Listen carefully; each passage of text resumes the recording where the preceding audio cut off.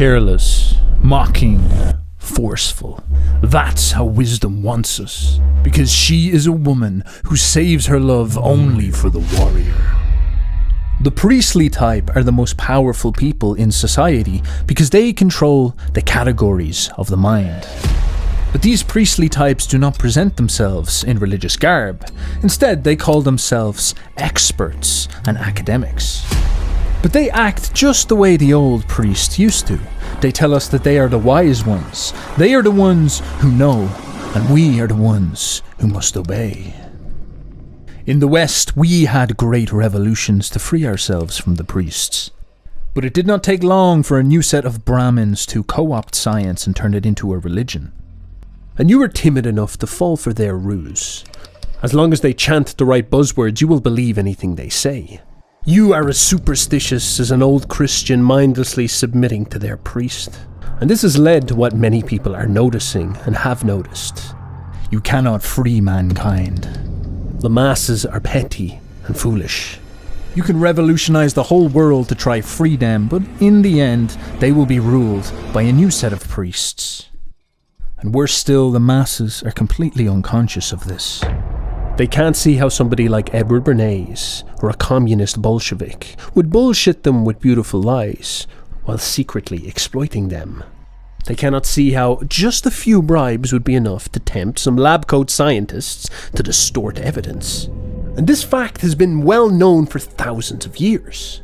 And we moderns, in our lack of sophistication, have decided we wish to rediscover old mistakes. Plato, right at the beginning of Western philosophy, spoke about the allegory of the cave. And this is how the story goes. The masses do not live in reality. They are trapped in a cave, a matrix that has been constructed around them. And all their beliefs, all the ideas that model their world, have been projected into their brains by hidden priests who live in the shadows. And some of us become aware of these priests, and we turn and we explore where are these projections coming from.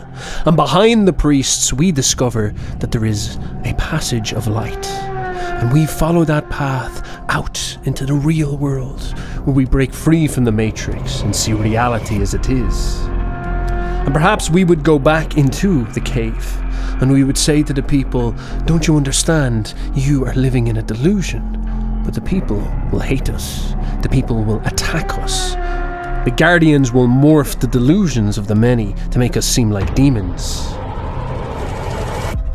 So Plato realized that those who were smart enough to wake up and see reality as it is were not at war with the masses, but with the priests who were manipulating them. Evil priests are like a parasite that latches onto a people and begins to exploit them and distort their minds like schizophrenia, like a psychosis of death. Nothing is more destructive than malevolent priests seizing the mind of the many. And so Plato said that those of us who are woke have a very serious task. Decrepit priests are always going to try to slink their way in and bewitch the masses. And so we must stop them. Let's talk about the red pill. Let's talk about the matrix. Let's talk about the nature of your life and how you've grown up within a lie. The whole premise of society, which is what the matrix is that it's designed to control your mind with stories. It tells you that you live in this democratic society of equality, and it gives you a life path. It says that the most noble thing that you can do is go to school and stay in your lane and get a job and go drink and watch sports and then pay taxes. And that's just the life that you're going to get. And then, have 1.5 kids and all this type of stuff. And this is going to be the good life. This is something that you can do that is noble and supports the world and all that type of stuff. But really, that's a lie. That's a lie to keep you a slave, keep you stuck in the lane. And through these various institutions, through sales taxes, VAT, through student loans, taking out your mortgage based on usury and all these type of things, interest-based loans, through your taxes itself, all your energy is harvested through money. You are a battery inside of a machine, inside of a matrix. The system is designed to extract your life force out of of you through the financial system. And of course, now they're fucking you over with inflation and all this type of stuff. So they're extracting more money and there's nothing you can do about it. And all this life force is harvested up into this secret cabal of people called the elite, called the 1%, called the shadow government. And nobody quite knows who these people are. This is a vague category inside of our heads. We know this money's going somewhere. We know it might be going to the bankers or the Illuminati or the Zionists or the Nazis who live on the moon, as I'm hearing nowadays. Stuff like this. It could be anybody. Or they live on Mars. Sorry, they live on Mars. I got the story wrong. Or they live in Antarctica. I don't know. But there's these people who are doing this. These high magicians, these shadow people that are extracting everything. And your problem is that you need to wake up from this. This is the real red pill, is that you're inside Plato's cave, and there's some of us, like Steph, like various people who are reaching out and saying, please, you degenerate, fallen normie, you sheep, you person full of slave morality, talking about like, oh, I don't know, individuation and all this type of stuff. You are a slave. You are trapped within this system. I'm trying to bring you out of this and into reality. I'm trying to wake you up. I'm trying to bring this away from you and take you out of the harvesting, grinding, mincemeat machine and show you the light, show you the joy of life that can be achieved if you can just break free from that. This is the myth. This is the story of the age. And this is what I want to talk to you about. What it means to break out of Plato's cave. How do you escape this scam, this system that that is oppressing you, and how do you understand how it works? So today we're going to talk about the Matrix and how you can comprehend this in your mind and use it to take the first steps to set yourself free. The Matrix is built out of stories. Stories are the ultimate tool to wield power. And if you are to understand this, you need to realize how stories are connected to human decisions. Because the way you think is in narratives, and narratives have this effect on how you make choices and how you take actions. To give you a very, very simple example, a while ago, I think it was in the 60s or 70s, people started to notice that all the people dying of heart disease, when they cut them open, they take a look at their hearts, they would always see that their arteries are clogged with cholesterol. And they would start to say, obviously, the cholesterol is bad. Cholesterol is probably causing heart disease. They just sort of jumped to this conclusion. I don't think it was necessarily malicious. It was just the scientist observing something and putting together a narrative that was probably not fully correct, but it was close enough for them to make a suggestion. And so what they did is they started to promote this narrative that, well, obviously, your arteries are full of cholesterol. That seems to be the thing that's causing the leading cause of death, which is heart disease. Cholesterol is bad. And the reason why there's cholesterol in your arteries is because you're eating cholesterol. You know, if you eat cholesterol, it's going to go into your blood. This is how food works. It gets into your blood. And that's obviously what's clogging your arteries. So if you want to stop having heart disease, stop eating so much meat. Stop eating so many things full of cholesterol, because cholesterol is only in animal foods. There's no cholesterol in plant foods. And so they run with this story. They say, imagine when you eat that cheese or eat that full fat milk or eat that steak or something like this, that cholesterol goes into your body and it starts clogging your arteries. And this image gets burned into people's minds, and it becomes a very simple idea, and it's a very simple narrative, and it appears 1,000 different ways in people's lives, and they don't quite inspect it or understand it. It just flashes into their heads. They get these images flashed into their heads, and it gets backed up by the idea that scientists are figuring this out.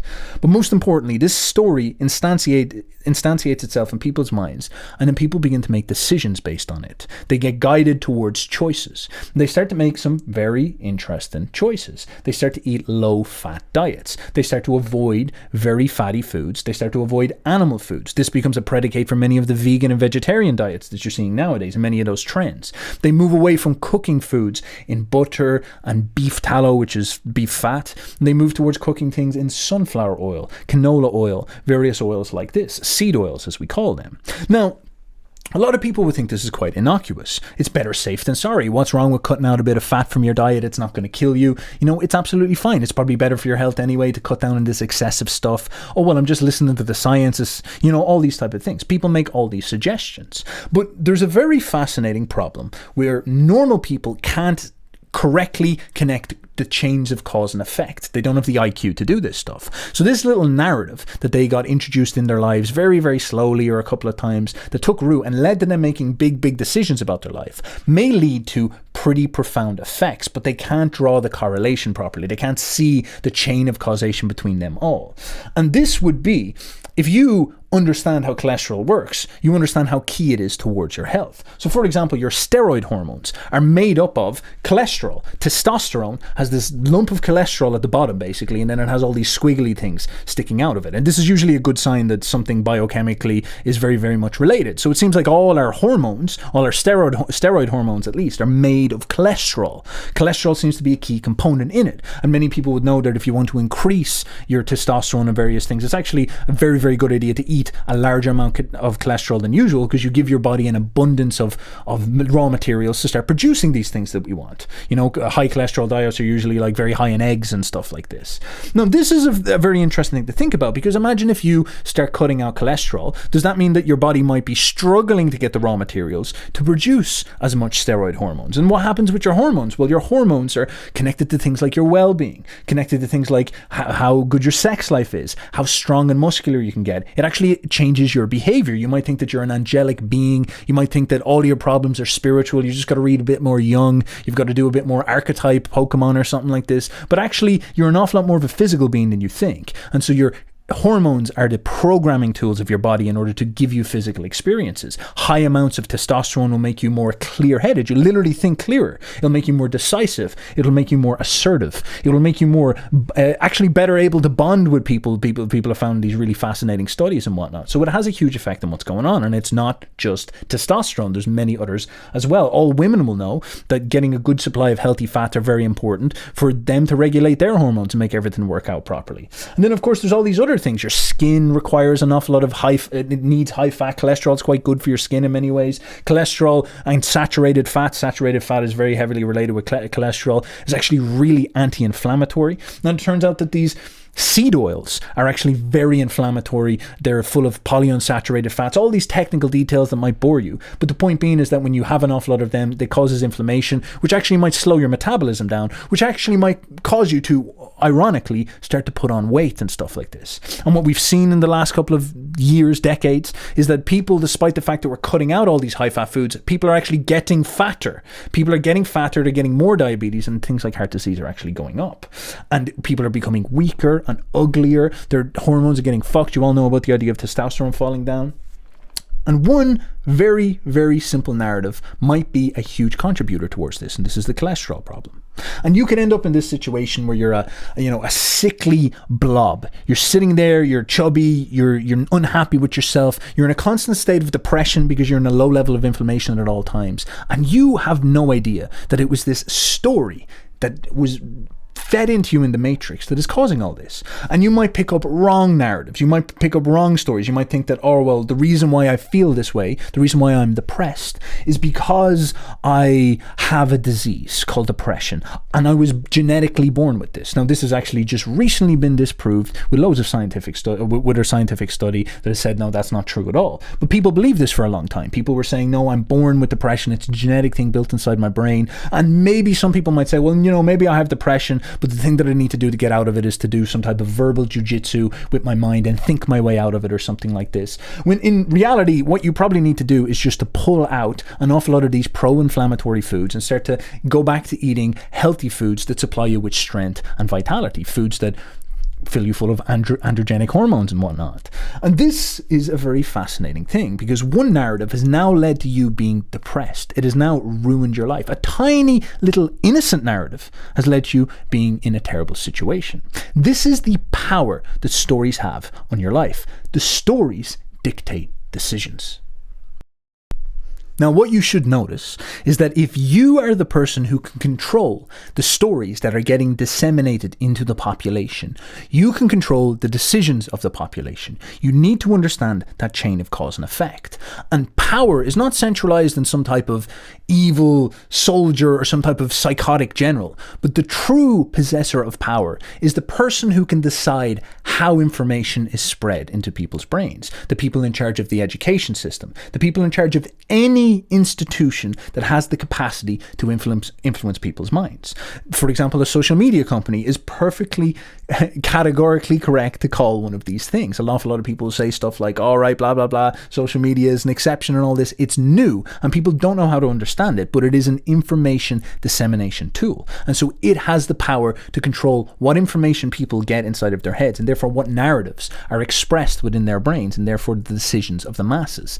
The information controls choices. You have to understand that. And so power is the ability to decide which narratives get pushed and which narratives do not. And of course, this is something that's quite binary. It doesn't matter if these narratives are true or false. Whoever gets into the position of power will be able to push whatever narratives they see fit, whatever they want. They might not like you. They might want to exploit you. And they could go up there to the top of society and they could push all these narratives that will make you sick, that will make you sterile, that will make you jaded, that will make you depressed, that will eradicate your masculinity, that will lower your testosterone. They might be saying, you know what, let's just fucking fill them full of seed oils. Let's just go and just get IVs and have them all chugged up on seed oils. Let's just make them guzzle the seed oils down. Maybe they're saying stuff like that. They could be. And there's nothing you could do about it, because if they wanted to, they could just pump that stuff out there and brainwash the masses and brainwash all the restaurant owners and all the doctors and all the pharmaceutical companies. They could do all that stuff.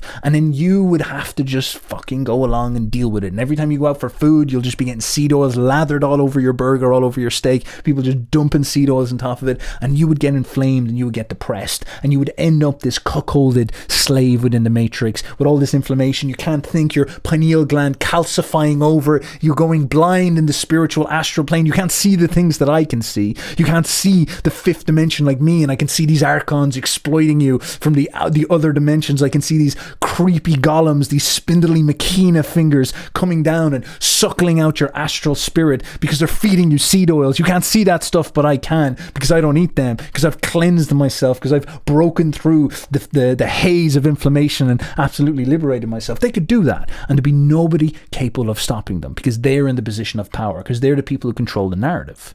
And you would then notice that that is the biggest question of all.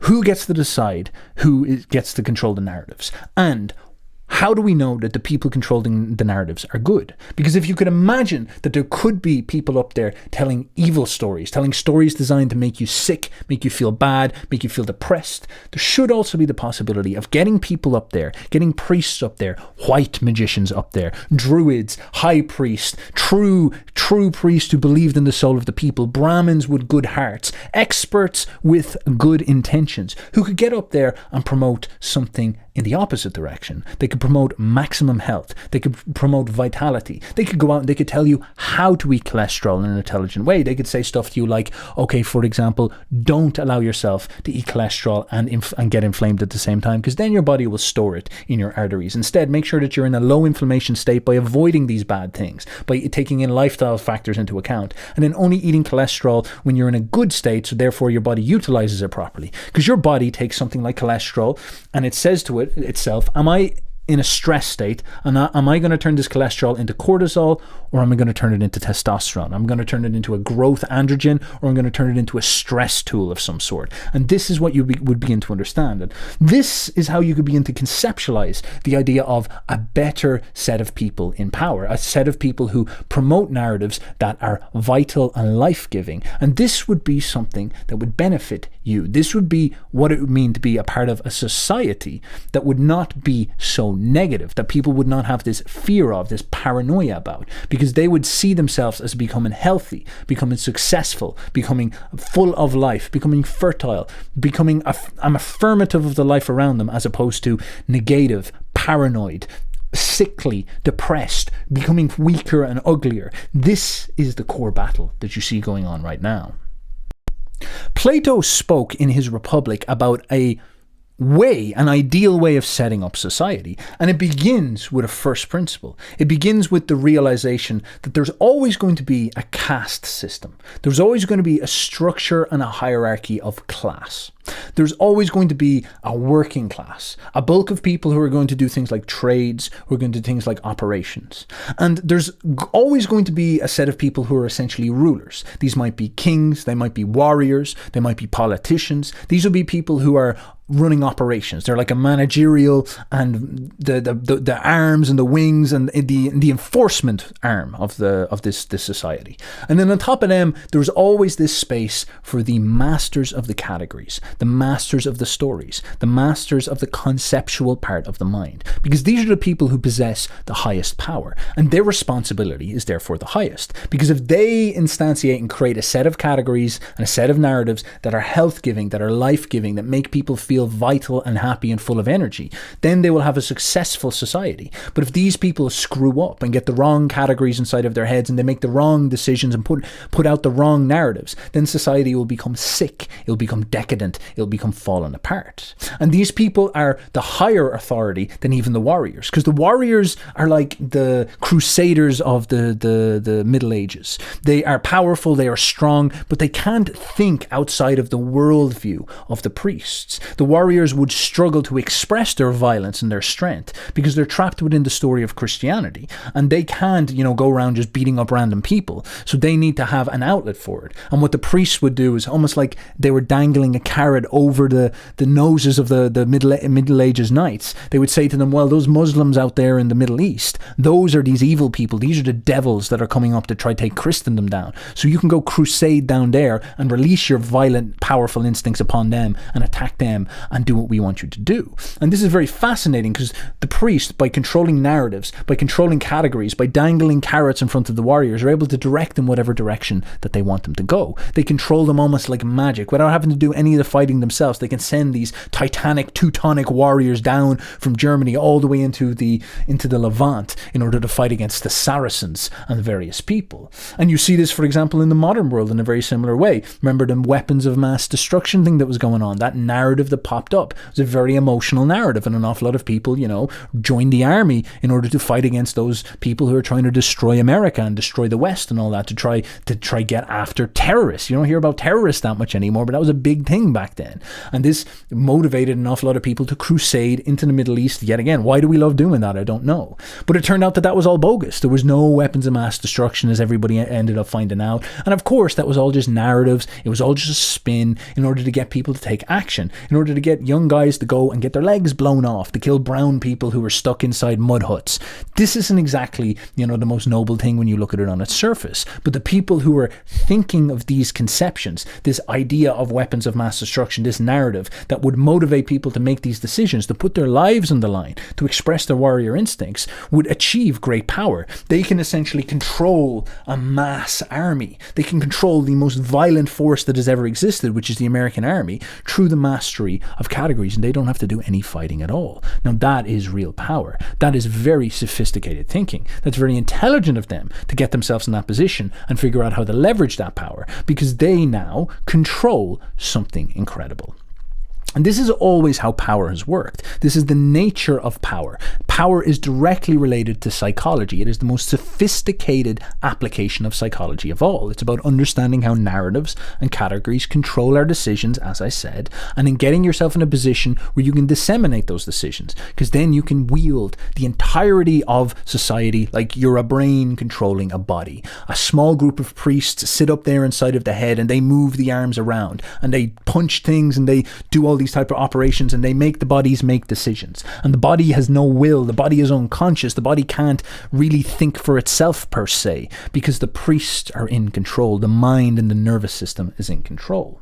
And through the evolution, so what Plato says is that the general archetype that's going to appear is some type of hierarchy, some type of pyramid, and there will be this brain at the top, these priests, and there will be this arms, these violent forces, and then there will be the working class underneath this, and all of these things need to work together. And ideally you would get in place philosopher kings, good people who run the society properly and lead it towards health. But of course, bad people could get into power quite easily and screw everything up. He talks about that as well. And what you see all throughout history is this manifestation constantly appear.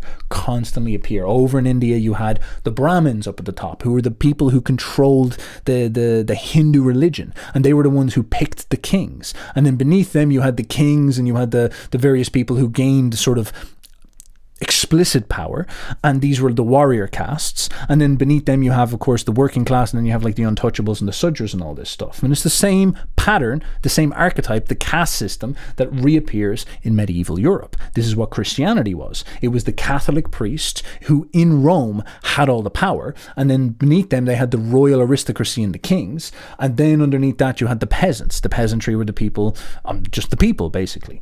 And this is shown up in the modern world just the same. Who's at the top? We don't know. Is it the New World Order? Is it the scientists, the Zionists, the Nazis on Mars? It's hard to know, but it's the people. Maybe it's just a load of dork intellectuals, a load of dork experts like Sam Harris just screwing up the job or something like that. But these people sit in the realm of category control. These are the people who sat down and say, what are the concepts and the narratives that we're going to introduce into the mind of the population? How are we going to show the population stories that change the way that they think? And this is a big question, because we're currently in what a lot of people are saying is a culture war, where people are making all these radical new decisions over the last couple of decades. They're changing their lives in a way that has not been seen compared to tradition. And of course, many of those choices have been built upon the predicates of narratives. And we're going to talk about that stuff later. Like, why do people watch porn so much nowadays is a good question. Why do European people hate themselves so much? These type of questions are very fascinating. What are the narratives to support this? Why do people eat paint thinner? That's what seed oils actually are. Why are people eating that stuff? Well, of course, it's the things like the cholesterol narrative. These are all fascinating mistakes. And then beneath this strange category caste, this hidden archonic elite, we have, of course, the politicians and the bankers, the people who show explicit force and power. Maybe even the celebrities might be them. These are like the aristocracy or something like this. The entertainers who bewitch the masses. And beneath them, you have the laborers. You have the people within the matrix, the working caste, the tax slaves, the wage cooks, the slave boyos, those type of things. And this is, again, that same archetype of the people who are peasants, the people who are plebs, the people who are ruled and led. They are put to work, and these parasitic elites live off them in that regard. Now, I want to talk to you about how these hierarchies form, because it's very fascinating to think about this. It's very fascinating to understand the logistics and structure of power. Think about Christianity in Rome, because that was one of the first examples of one of the most sophisticated manifestations of this type of Brahmin power I've ever seen. The one of the great matrices that were made, because every time someone can, the world is almost like a set of cells, and if someone can just claim them for themselves, they can gain immense amount of power. So you had in Europe this decentralized, disorganized pagan life religion, where people were running around worshipping trees. They had all the old stories of Greek mythology, Roman mythology, the Hellenic mythologies. You had the Celts, you had the Germans. There was people, and it was very decentralized. There was magic trees, there was magic spots, there was magic temples. There was a sort of organized religion there, and it would have had many of these attributes where there would have been druids who were deciding the stories that are permitted in society. It would have been there just like anything else, but it was a little bit more disorganized. Now, what happened in Rome is mind-blowing when you begin to understand it, because Rome had the most, muscularly powerful civilization that the world has ever seen, the Roman Empire, and it was, through the Martian army that they gained all their control. But of course, Rome fell, and even though Rome fell, what was born out of Rome was something far more sophisticated than what came before, because the Roman army was a great source of power, but it was nothing compared to the Roman church. Because when Rome fell, all that was really left was this little church full of these priests, full of these guys who just had this magic book, and they had this story, and this story was, of course, the story of Christ. And Rome, despite the fact that it lost its army and it was invaded by Germans, still managed to do something incredible, where just like the Germans are the warrior caste. They became the kings. These Goths ran into Europe and ran into Rome and became the royal aristocracy for the next 2,000 years. But the Roman church managed to worm its way into all its societies. All of these priests were Christian. All of these kings were Christian. They were all underneath the guise of Catholicism, which means universalism. And the Roman church was almost like the brain at the center, where you had these high priests, and these dendrils, this nervous system began to spread itself out all across Europe. Almost like these dendrils were like an octopus pulling in all these cells to create this new body that had not existed before. All the way up to Ireland, you had the wirings going all the way up there, and then all the way down into Spain, a crossover up into Poland, and even Sweden and all that, all the way down into Italy and all across the world like this. And this is very fascinating and powerful, because this acts literally like a nervous system. All these little churches become these neurons, these nodes, and these neurons and these nodes are disseminators of narratives and information into the body, into the cell. So up in Ireland, where I'm from, you would be, getting up in the middle of your day, going to drink a load of milk, and then you'd go down to the local church. And this local church has been connected somehow all the way back to the Roman Empire, to this group of bishops and this pope at the very, very top of it, all the way back there. And when the pope makes a decision, it disseminates through letters all the way out through the Catholic Church. And then amazingly, your Irish priest up there in the very far north of Donegal or something like that is kind of coming out and telling you and this new narrative that has been disseminated out from something like the Pope, and you're hearing stories from all across. And maybe he might say like, all right, the Pope has announced the crusade and this has been written and disseminated out to all the priests and we're now going to tell them. And so all the young guys from Donegal would run down to Dublin and then ship over to mainstream Europe and then go into join a crusade or something to this. It's very, very fascinating, because this nervous system pulled organizational capacity and created in Europe this consciousness, this entity, this living entity that was controlled by this one brain, which is the church, which we now call Christendom. And the Europeans understood themselves as Christians, and all the kings and all that were underneath this umbrella power, this more sophisticated power. And it was the narrative of Christianity that operated this, and this absolutely annihilated paganism. Pagan culture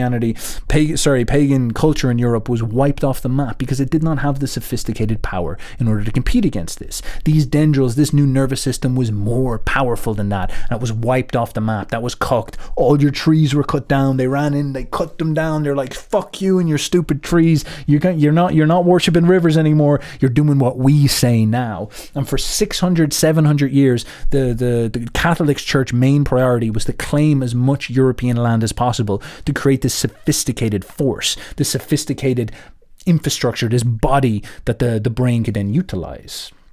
Now, of course, what began to happen over the course of many centuries is that Christianity, this nervous system, lost power, because this nervous system was built upon the infrastructure of the church, and the infrastructure of the church was based on the only way that you could make information, because information is the tool here. Stories are transmitted via information. The only way you could create information is by a monk writing it out, a scribe writing it out. So this is very much tied to this infrastructure. The fact that the people who controlled the language was the church itself. The monasteries and the scribes and the priests were the people who could write and they could control language, and this type of infrastructure is how it worked. And therefore to create like a book or a story or something like that, it was very expensive, very, very costly.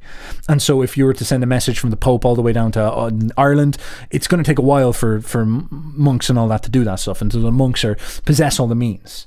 But then what began to happen is you began to get the printing press. You began to see about 400 years ago the advent of new logistical technology, new infrastructure, new ways to transmit information. Information became democratic. It became an awful lot more rapid. And this is probably the most significant thing that began to erode the organizational force of the church. And a new force began to rise. And this force was not as explicit. It didn't come announcing itself as Christianity. It came very much the way that modern power works. It was sort of quiet. It was subtle.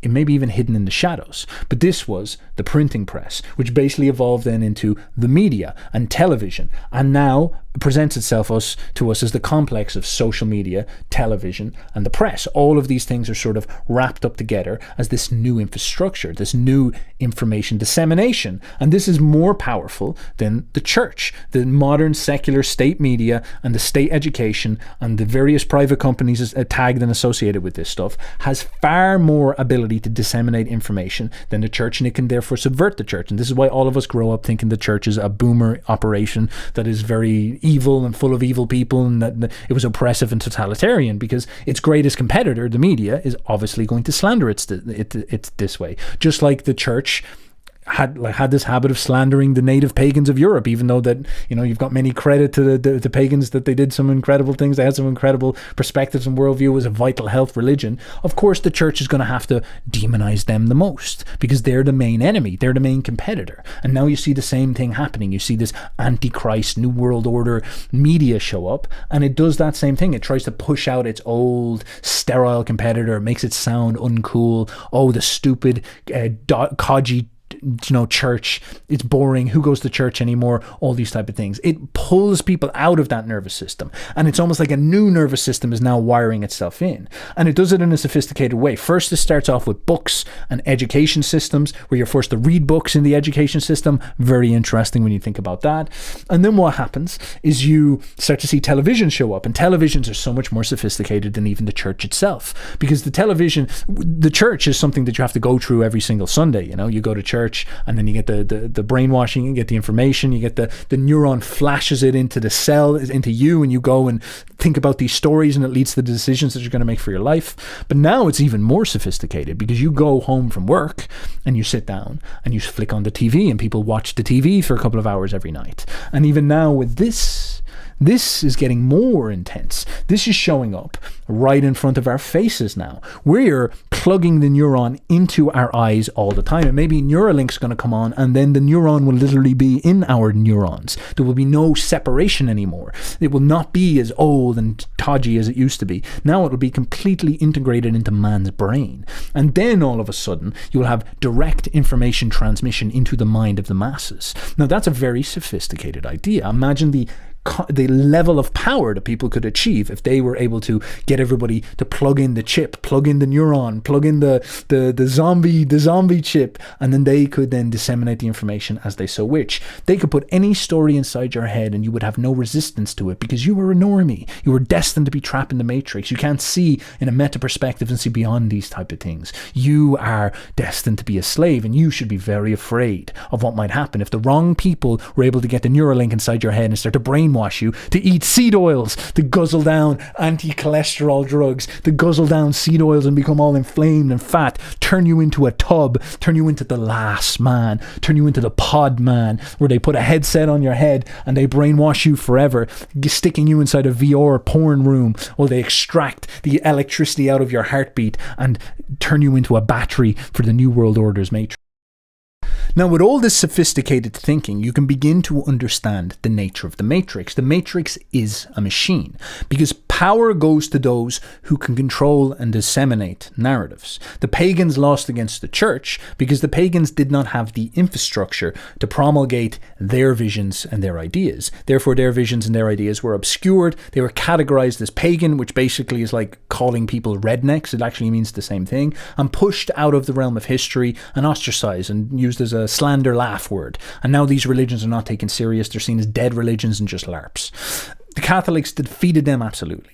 Now, what's happening currently is a very similar thing. This new infrastructure is seeping its way in, and it's more sophisticated than the churches of old, and it's having incredible power of taking over people's minds. It's forming a matrix around people's minds. This is part of the matrix, because this is one of the tentacles of the matrix. This is something that gets narratives into your head, gets information into your head, and there's all sorts of these things in your life. And then the actual narratives themselves are extremely important as well.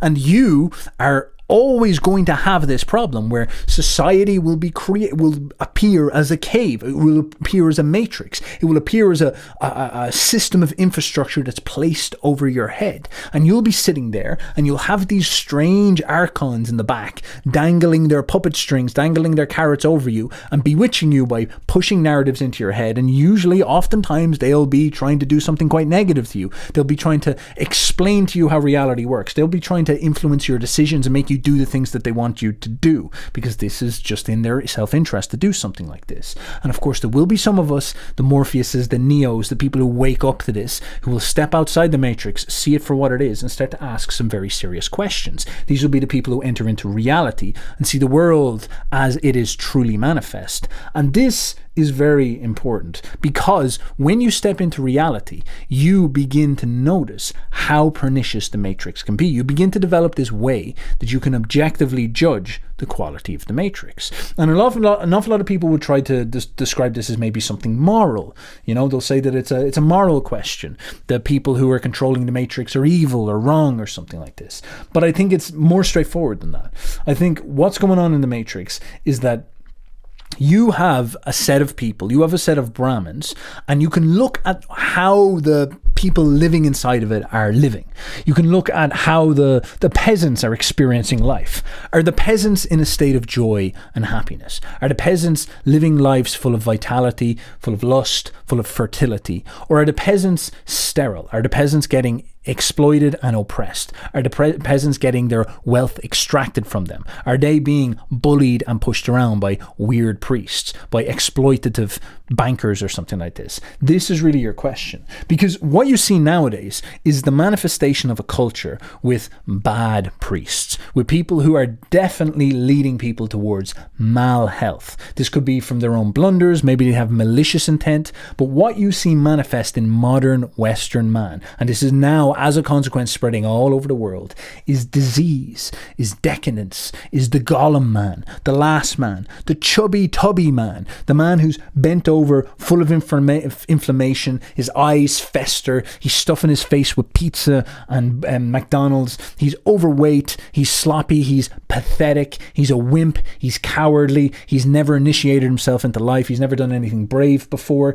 he's addicted to porn, he's porn fucked, he's an incel but he's addicted to porn, he's neurotic, stuck in his head, he's been reading books his whole life, stuck in this sort of conceptual reality, smashing away on Reddit, he's resentful and full of these highly tense and animated emotions of rage and anger and this depression and this fury inside of him that he can't direct anywhere. He wants to direct it somewhere. He's completely wage cooked, so he's not free at all, and he's exploited fiscally and financially by these people in power who are extracting all his life force and all his labor out and giving him nothing in return except for allowing him to live in a box apartment.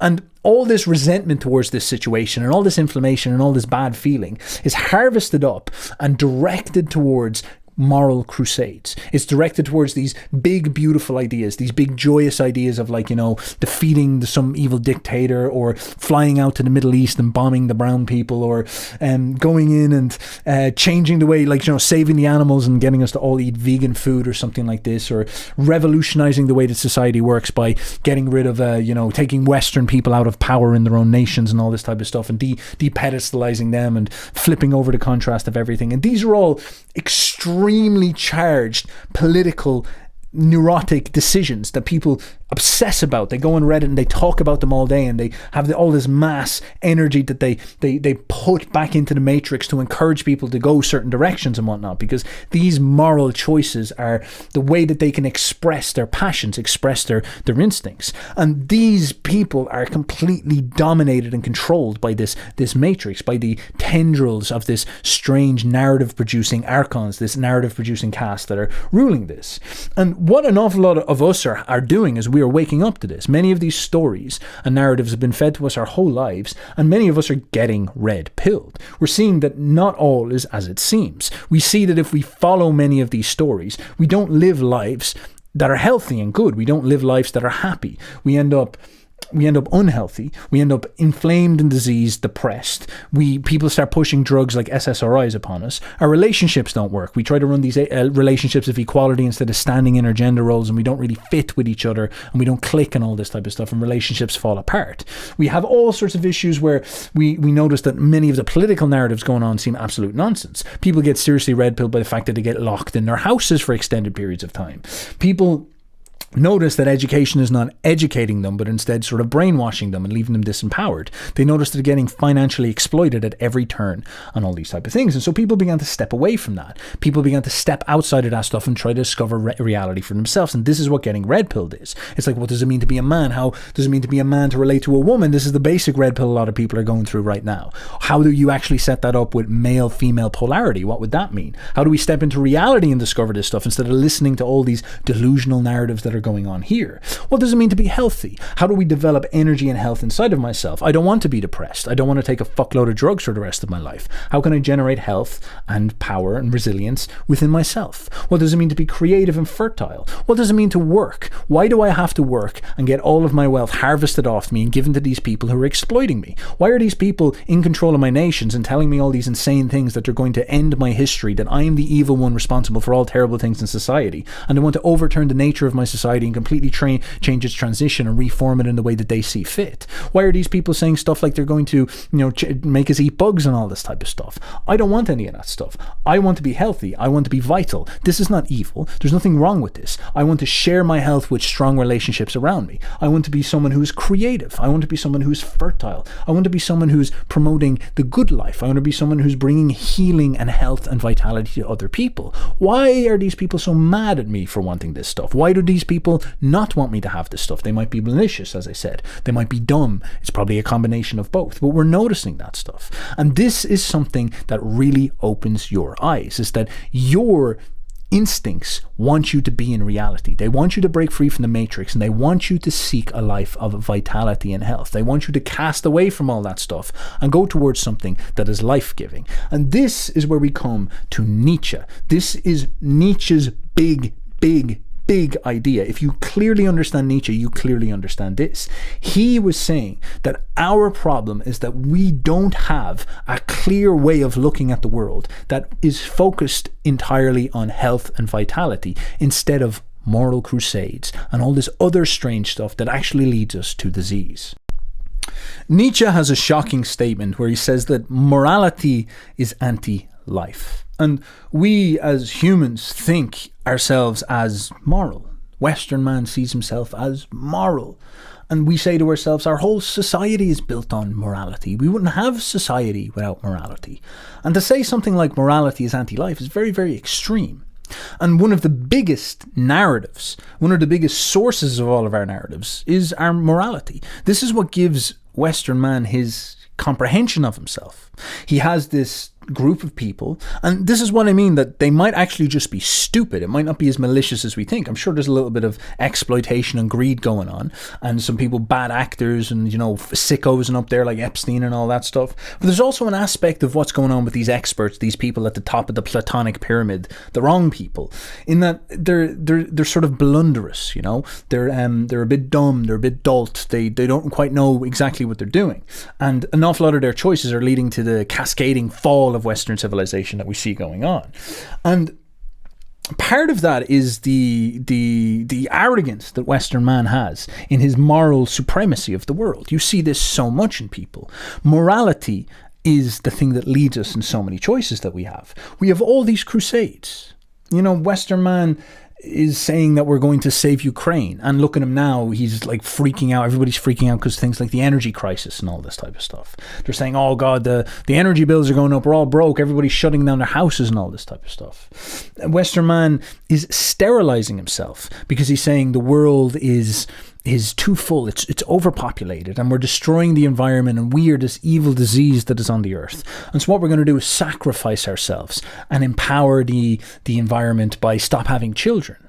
And we're going to stop eating meat. We're going to stop participating in the natural cycle of life and death where life eats life, and we're going to stop killing animals because it's evil. Maybe you might even say because of cholesterol, but there's also a huge part of it where it's just because it's bad, it's evil, it's cruel, it's crooked.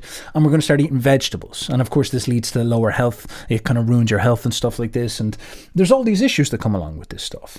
There's all sorts of crusades where it's like, oh well, Western culture was, it's ambitious, conquering Martian energy, the natural life force that drove us to take over the entire world and colonize the entire world. That's evil. That was bad. That was wrong. And so what we have to do is we have to sacrifice our society, sacrifice all our progress, sacrifice our self-identity, our confidence in ourselves, sacrifice our beliefs in ourselves, and instead harvest in and transform all of society to make up for that as a sort of an apology, destroy all the progress we make and take away this high ideal that we have of advancement and progress and expansion and creativity, the pursuit of the truth and pursuit of science. And instead we're going to flip that on its head and pursue a moral ideology, the morality of diversity, or the morality of egalitarianism, all these ideological views that go against those expansive instincts, that expansive life force that was inside of people.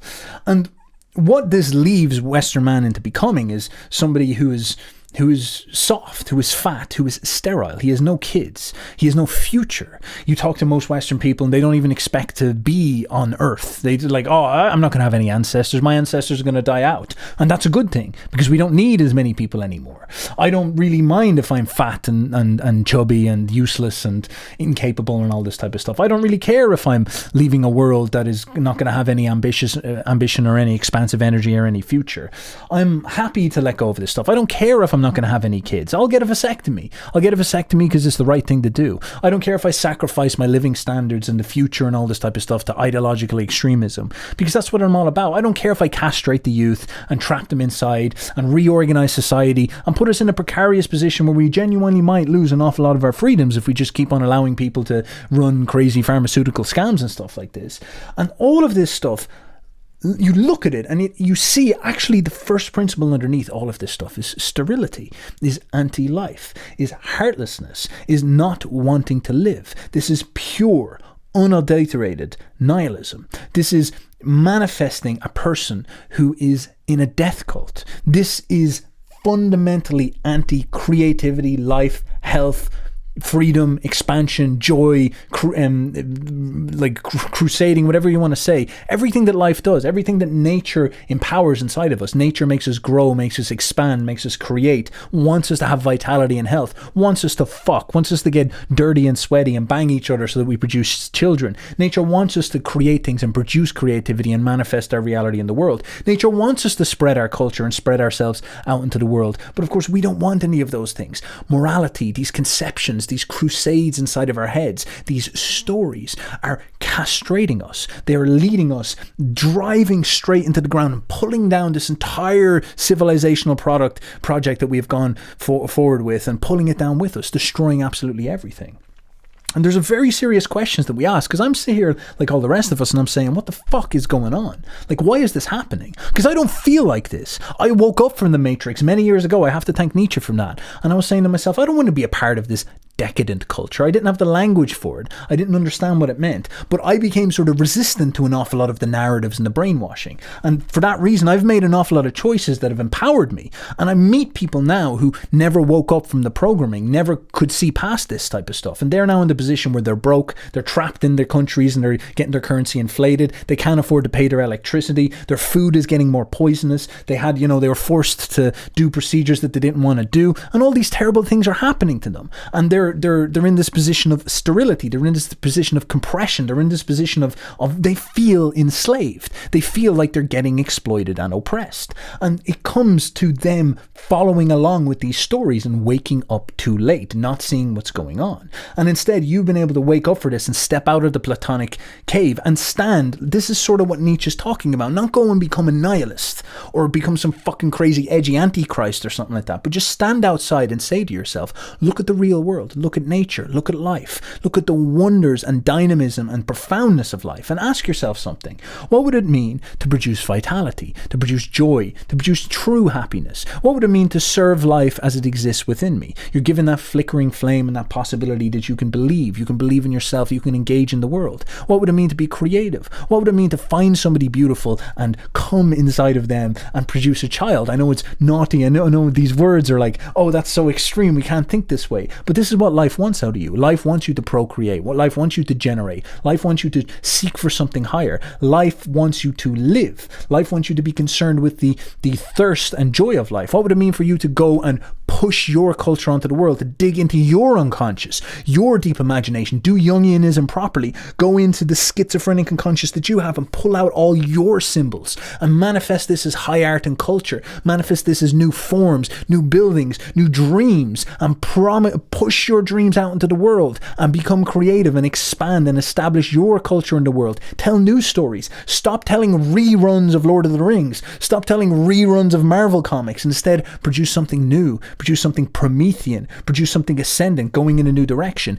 Give life a destiny. You have that feeling inside of you, of that optimism of life, that belief that the world is going somewhere, the belief that there's this inevitable and infinite possibility, which is the feeling that life possesses. Life always finds a way, and when you are full and impassioned by life, you're not dejected and cynical and depressed about the fall of the West. You're not lost and stuck as this resentful leftist who's giving out about the West. You're not a right-winger conservative who's saying like, I wish I could just run away into the forest or something like that. You're not some type of schizophrenic libtard screaming about the nature of the world, demanding that we like destroy all of society to satisfy the resentment and the moral schizophrenia inside of your soul. Instead, when you break free from all that type of stuff and you wake up and you find the life force inside of yourself, it carries you towards things that make you believe. You want to participate in the world. You want to participate in history. You see the possibilities of the future. You launch yourself upon this stuff. You say to yourself, how can I get involved? How can I produce? How can I create?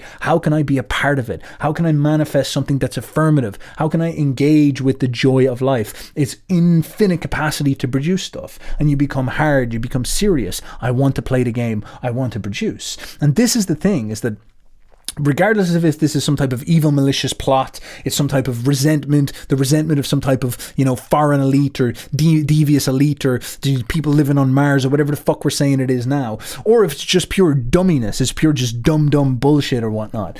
The key thing that you see is that with all these people who are in this position of power at the top of the Platonic pyramid, what type of society are they manifesting? What are they creating? These people who are deciding what we censor, deciding what categories of the mind are. How is it affecting the way that you live? How is it affecting the manifest reality of what's going on? And it's making people sick. They might simply be a lot of sick people. They might be an awful lot of people who are decadent, sickly. They are nihilists. They don't believe in life. This is their Satanism, they're sterile, they're freaks, they're damaged, they're decrepit, they're a load of golems. And the culture that they produce and they push upon people is horrific. It's the sickly high priest, the weird, creepy high priests that leads to the many becoming sick. They are abusing the people, and this is not good. And you don't have to stand for that stuff. You can take the red pill and say to yourself, look, all this complicated ideological, political stuff, look, you can get into that if you want, but in the simplest level possible, stand for your health, stand for nature, stand for life, demand that the world around you has to be more beautiful than the way that people are driving it from. Demand that the architecture is more beautiful. That stuff is good, but become creative yourself. Push yourself towards these absolute ends. Become red-pilled and do everything in your possible power to make sure that you become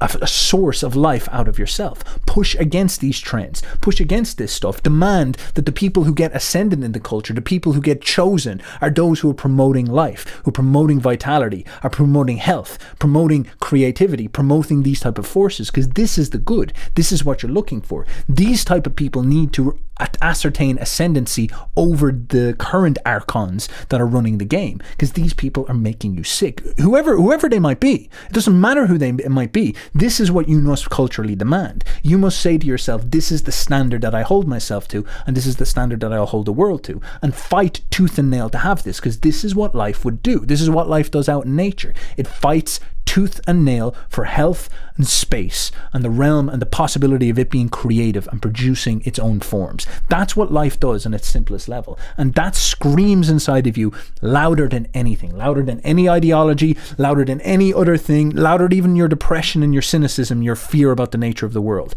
That's always going to be screaming there. And when that dies in you, you are done. That is over. And you must be able to connect with that. And you'll see in Western man the transformation in Western culture that is coming. I can feel it in my body. I can feel it shuttling in through me, through my dreams. People are waking up to this stuff. These moral crusades, this Western man as a sort of insane, resentful crusader, that was something from last century. That is over. That is something Nietzsche diagnosed and said, that's the result. That's what nihilism looks like. It looks like people trying to find meaning in these big causes despite the fact that they are sick and in pain. And instead, this is all going to transform. The wheel of revolution is turning and people's culture is transforming and something new is coming. And this is going to be something. This is going to be a culture. This is going to be a way of seeing the world, a worldview, a set of categories, a set of ideas, a set of beliefs, a set of stories that are believe in health, believe in ourselves, believe in who we are, believe in the manifestation of our creativity, and believe in creating a future that is full of vitality and health instead of something that is so freakish and scary as what you see being promised.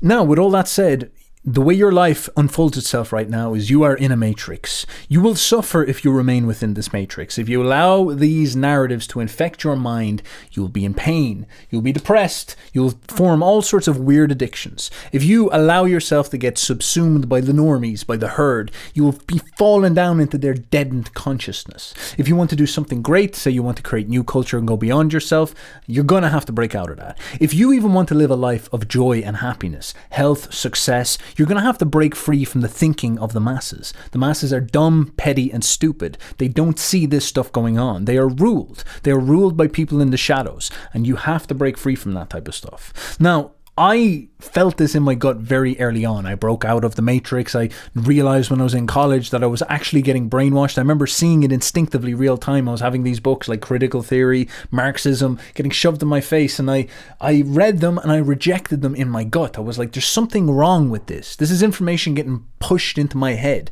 but I am not getting turned into somebody capable. I'm not getting transformed into somebody who has skills. I'm being turned into that sort of neurotic person that I see all the time in the West now. And what I did is I dropped out and I went and I discarded book cope and I went and I searched for skills. I searched for skill acquisition. I searched for people who could teach me how to speak, how to articulate myself. I broke out of the well-beaten path and I went and I sorted out my own education. I went and I found lawyers. I went and I found public speakers. I went and found all sorts of people who could teach me. I went and I found musicians. I went and I found opera singers. I went to fighting gyms and stuff like this. And I learned skills. I learned people to teach me how to manifest my capacity to present the logos to the world. I learned how to think for myself. I learned all the variety of tools that I would need in order to impose my creative imagination upon the world. And that was the making of me. That was something that absolutely transformed and saved my life. And so many people I meet nowadays who are jaded, who are cynical, they're like, the West is falling, they're so sad about this stuff, they're worried about the normies not being red-pilled and all this type of stuff. These people don't have skills. You need skills. Skills give you competence. Competence gives you power. And being a skilled and competent power who has tested these skills in reality, that's how you break free. That's how you become someone who is capable of manifesting freedom, creating wealth for yourself, becoming charismatic, being able to get people on your side, being able to persuade people, being able to create stories that penetrate into the minds of the many, being able to create stories that lay the foundation for good relationships and whatnot. And so your biggest priority should be on becoming competent, becoming somebody worthy of being free. Somebody who jumps out into reality and develops the capacities necessary in order to succeed there. Your situation is just like that scene in Fight Club where Brad Pitt is holding the gun to the back of the guy's head outside the convenience store and he's saying, why are you not achieving your dreams? Why are you not free? Why have you not achieved everything that you're looking for? And the guy said that he needs more school. It's too much school. He needs more schooling. He needs to be better. He needs to go all in and he needs skills. Now, I felt that deep down and I said to myself, I'm going to break out. I'm going to go my own path. I'm going to go and I'm going to learn how to speak. I knew that you needed to be able to speak. I knew Julius Caesar set himself free from being able to speak. I knew that you needed to be able to get the most out of your mind, how to write, how to think, how to speak, how to apply psychology to your life and all this type of stuff. I spent a long time honing all those skills. I spent a long time honing my health, getting true energy bursting out of my body. I spent all this time doing all these type of things. And I've learned an awful lot from it and it's turned me into the man that I am. Now, of course, I want to gather together. I'm constantly talking about the BOYO network. I want to gather together a crew of people who are well-constituted, savage individuals who are operating at the highest level.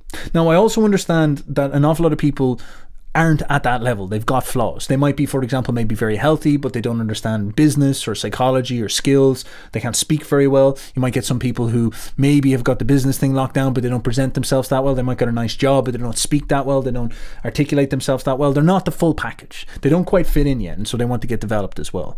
I've a huge variety of different things that I can teach. Getting your energy levels as high as possible so you think clearly. Teaching you how to apply psychology if you run a business or something like this. Teaching you how to just develop your capacity to articulate yourself and speak and present yourself to the world better so you start getting people to make decisions in your favor.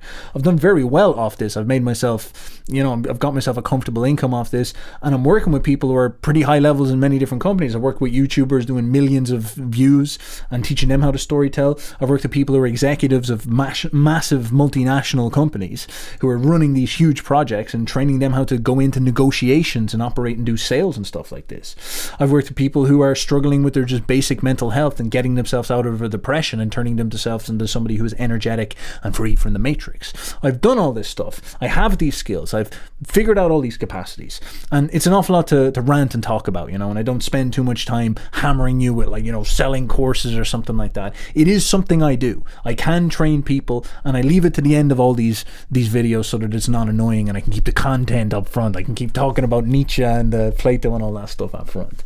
But if you are interested, if you want me to train you, if you want to get developed, if you want your capacities manifest to a higher level, what I'm going to do is I'm going to get you to go down below, and I'll send you a couple of emails with videos in them that explain many of the big primary things that I can do. Speaking skills, sales, negotiation, energy, all these type of things, talking about some of the things that I'm up to, so I can kind of give you an explanation.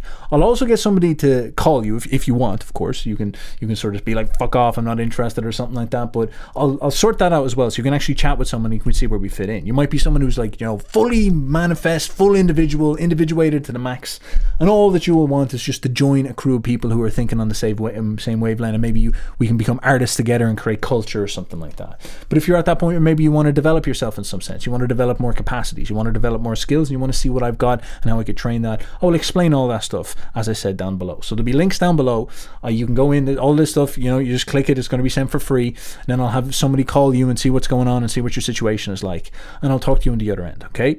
So thank you very much for listening. Pop down below, give that link a click, check out all this type of stuff. I have so many things I want to chat about, and it will be an awful lot more education focused, discussing all these type of things. So if you want that stuff sent to you, as I said, pop down there for free, get all that stuff. It'll be loads of comprehensive videos that'll be a bit more targeted on actual skill acquisition.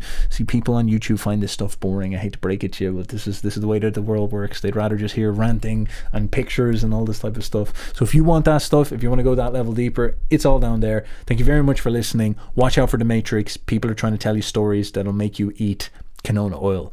Do not do it. See you later, people. Bye bye.